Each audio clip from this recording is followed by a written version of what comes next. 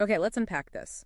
Have you ever wondered if your daily cup of coffee is actually doing more than just waking you up? For most of us, it's just that morning ritual, right? A quick boost. Exactly.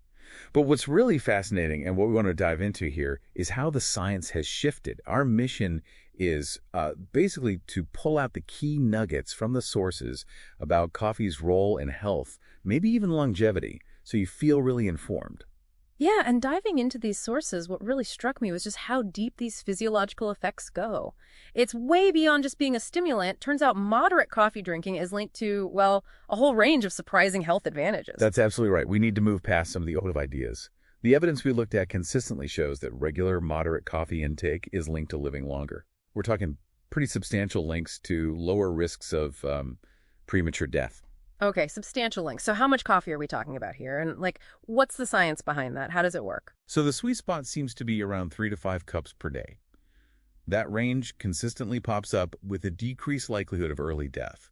In fact, one big analysis suggested that roughly 3 cups daily could potentially add maybe 1.8 years to your life on average. Wow, nearly 2 years. Yeah. And the thinking is it's down to coffee's bioactive compounds, things like caffeine, sure, but also chlorogenic acids.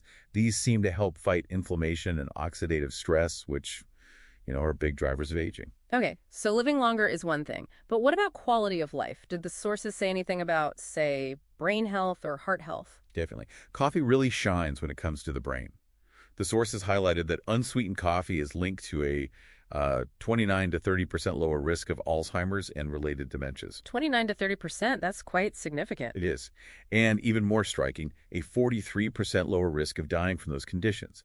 Plus, you get the more immediate effects of caffeine, like better alertness, concentration, maybe even a mood lift. Okay, powerful for the brain and the heart. What did the research show there? Yeah, cardiovascular health is another big one. Right. Research consistently points to a reduced risk. Yeah. Lower chances of cardiovascular diseases, stroke, heart attacks. One study we saw reported a 20% reduction in heart disease risk, specifically for coffee drinkers. That's a pretty consistent finding. Right. So with all these potential benefits, the obvious next question is, how do we get it right? What's the best way to drink coffee to actually get these longevity boosts? What's the optimal amount? Good question. The consensus, looking across studies, seems to land on about 2 to 3 cups per day as being ideal for maximizing those benefits. That gives you the protective effects without going overboard on caffeine. Generally, up to 400 milligrams a day, which is roughly 4 cups, is considered safe for most adults, but individual sensitivity varies a lot. And something that really jumped out at me from the research was timing. Apparently, when you drink, it matters. Yes, that's emerging research, but it's really interesting. One study suggested that keeping your coffee intake between, say, 4 a.m. and noon led to the biggest drops in early death risk. Really? How much? Something like 16% lower risk from any cause. And get this, 31% lower risk from cardiovascular disease specifically. Wow. Why would morning coffee be so much better? Well, the main theories are about sleep disruption. Less caffeine later means better sleep quality. And also, coffee's anti-inflammatory effect might peak in the morning, sort of working with your body's natural rhythms. Okay, that makes sense. So, amount, timing. Does the preparation method matter too, how you make it? Absolutely. This is key. To really get the benefits, the advice is strongly towards drinking it unsweetened. Avoid loading it up with cream, sugar, syrups. All that stuff can pretty much cancel out the health advantages. Right. Keep it simple. Exactly. And there's also a note about filtered versus unfiltered coffee. Things like French press coffee contain compounds, cafestol and coeal. These can actually raise LDL, the bad cholesterol in some people. So filtered coffee might be a slightly healthier choice for managing cholesterol. Good to know. Okay, let's quickly tackle some common myths. Does coffee stunt your growth? No, that's a complete myth. No evidence for that. Does it cause cancer? Not inherently. The risk identified is with any beverage consumed at extremely high scalding temperatures, not coffee itself. And dehydration. Does coffee dehydrate you? Another myth.